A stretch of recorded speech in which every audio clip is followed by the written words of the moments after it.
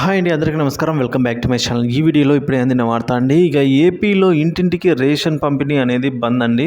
మరి పూర్తి వివరాలు అయితే వీడియోలో తెలుసుకుందాం. వీడియో ఎక్కడైనా స్కిప్ చేయకుండా ఎండ్ వరకు చూడండి, అప్పుడే పూర్తి ఇన్ఫర్మేషన్ అర్థమవుతుంది.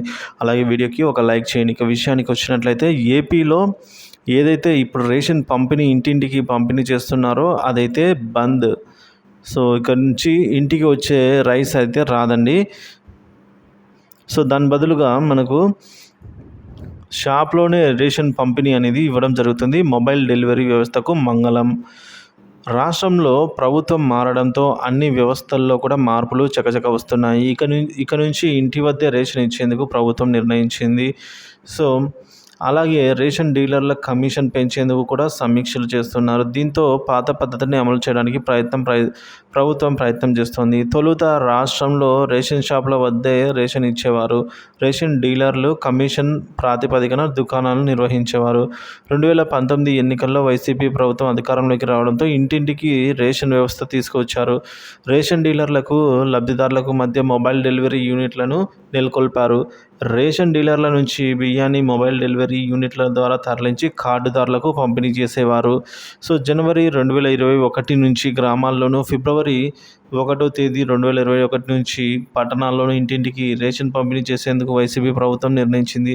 సో సీఎం జగన్మోహన్ రెడ్డి ఈ పథకాన్ని అయితే ప్రారంభించారు. రేషన్ కోసం మొబైల్ వాహనాలను కూడా కొనుగోలు చేసిందండి ప్రభుత్వం. సో శ్రీకాకుళం జిల్లాలో పైలట్ ప్రాజెక్టుగా ఏడాదిగా అమలు చేసి తర్వాతే 2021లో రాష్ట్ర వ్యాప్తంగా దీన్ని అమలు చేయాలని రాష్ట్ర ప్రభుత్వం ప్రయత్నం చేసింది.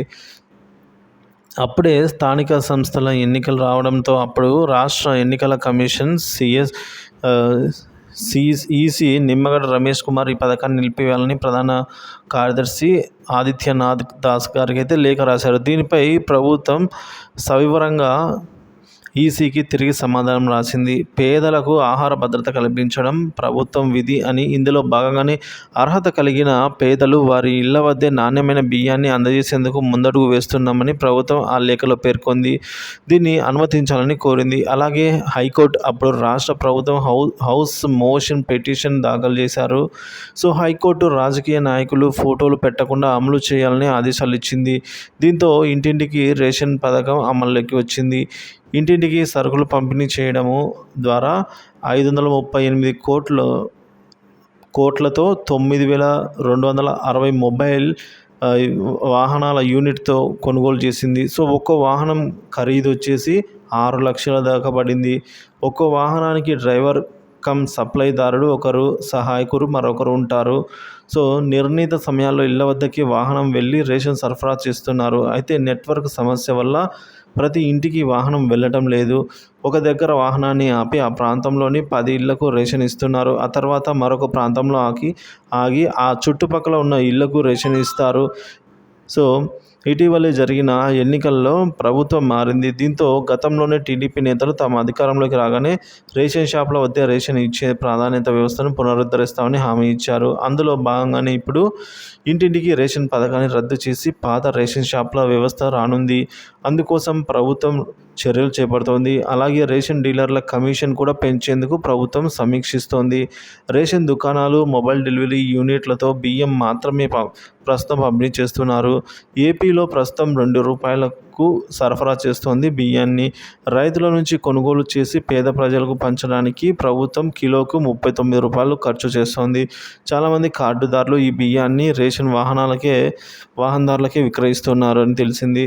సో వాటిని రీసైక్లింగ్ చేయడము, ఇతర దేశాలకు అక్రమంగా ఎగుమతి చేస్తున్న నేపథ్యంలో బియ్యం స్థానంలో నగదు పంపిణీ చేయాలనే ప్రతిపాదనలు కూడా ఉన్నాయి.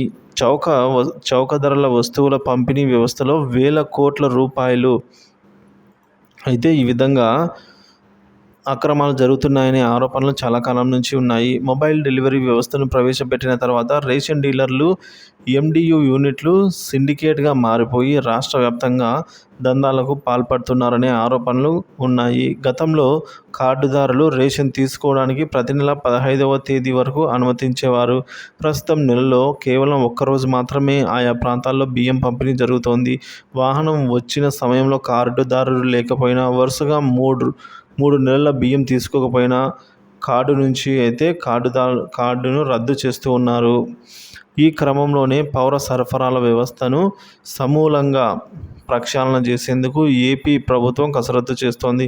ప్రధానంగా రాష్ట్రంలోని పోర్టుల నుంచి విదేశాలకు అక్రమంగా జరుగుతున్న బియ్యం రవాణాపై ఇప్పటికే పూర్తి సమాచారాన్ని విజిలెన్స్ నివేదికలు ప్రభుత్వానికి చేర్చాయి.